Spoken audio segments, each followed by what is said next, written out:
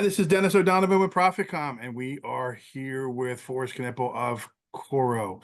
We are now on our fourth of the series of ways the bad guys try to get to you and how companies like Coro will help you protect it. And that is the data. Forrest, can you tell us about the data and all the good stuff around that? So let's describe what kind of data we're talking about.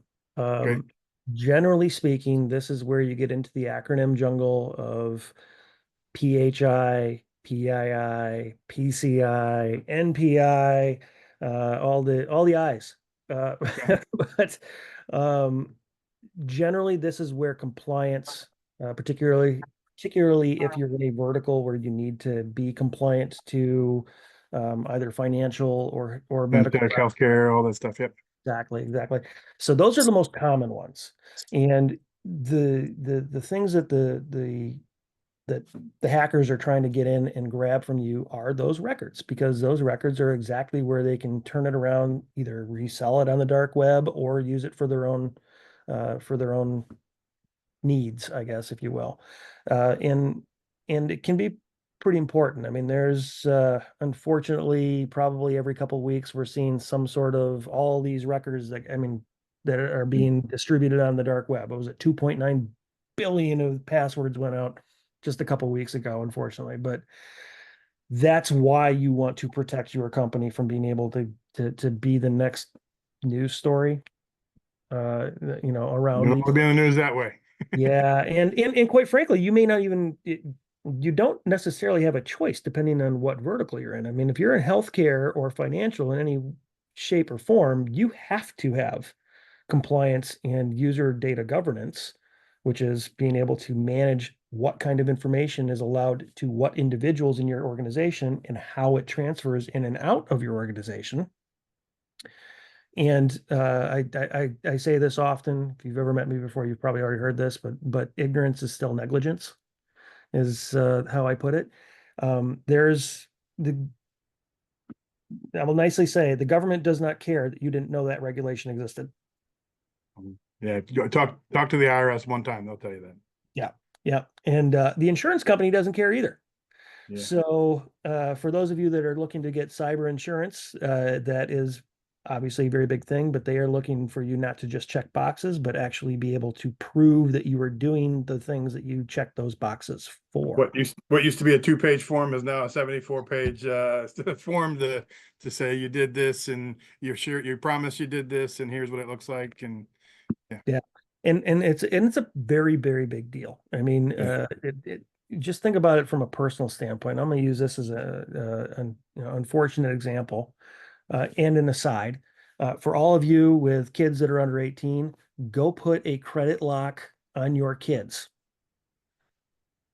Do it. It's free and it's going to save you potential headaches down the road now that we have 2.9 billion passwords that are out there. And frankly, there's still a lot of schools and other areas that have had this information taken. And a story that has happened more than a few times, and I actually know somebody that fell into this, is where a school was hacked for health information, PHI. Why? Those kids aren't 18 yet. Why would they care? Well, if I get that kid's social security number, full name, address, basics that I would use to open a credit card, and I did it 6 years ago, and on their 18th birthday, I can suddenly open up a line of credit, as small as it may be. You can see where Wow. it's a very unfortunate event that has happened to too many people, and it's not fun having to get a new social security number and clean up all of your credit with the banks and so on. But that again, that's what I'm telling you. If you have a kid under 18, just go put a credit lock on it and take one headache off of your list. But coming back to the point here from a PHI, PCI, and so on, those are very specific types of information that are pretty common, setups. You know that your social security number is going to be 10 digits. You know that, and it's going to look like this. Um, you know that that kind of information can be very easily identifiable. And so if you have system in place that says, hey, listen, when this information is moving, I don't necessarily need to flag every time, but I do want to know that my HR person should have health records. They need to have that access. And so I don't need it to flag every single time that they send something like that back and forth with my Sure. benefit. That's fine. But my finance person probably doesn't need that. Just like my HR person probably doesn't need my POs. They are probably not dealing with the financial side of the house. So from a Correct. Yeah. PCI compliance, they don't necessarily need to have that access. You can very easily and quickly lock down the type of information that different people in your organization or groups within your organization can have access to. But I'm going to take this another level. And this is where, I get to pay the Coro bills here, is that we have a bit of a superpower in this area. And so I was going to share my screen and just kind of show Please you. do. Yeah. So again, this is our basic dashboard. You can see all the different security modules. I know we're not talking about all of these, but under the user data governance piece, scroll down here, we are automatically flagging and taking a look for any of those three-letter acronyms I brought up, NPI, PHI, PCI, so on. This is already normal stuff. But we can also, I'm going to go into my control panel here and under my user data governance, I can also get really, really granular on the types of keywords and or processes and such that you're looking at blocking.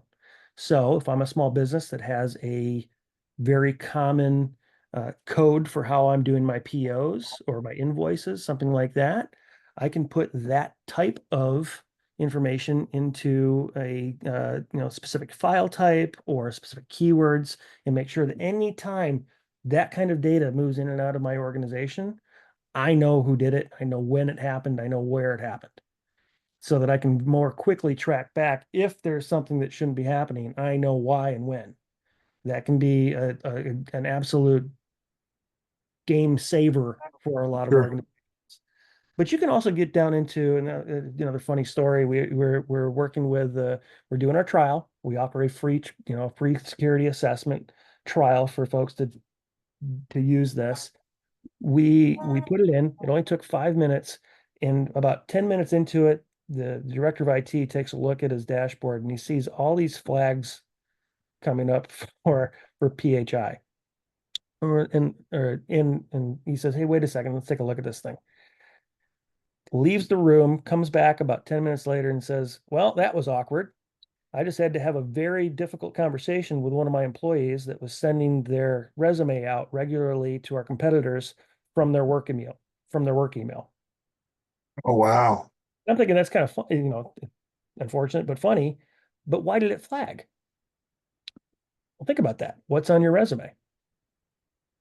Your phone numbers, all that stuff. PII.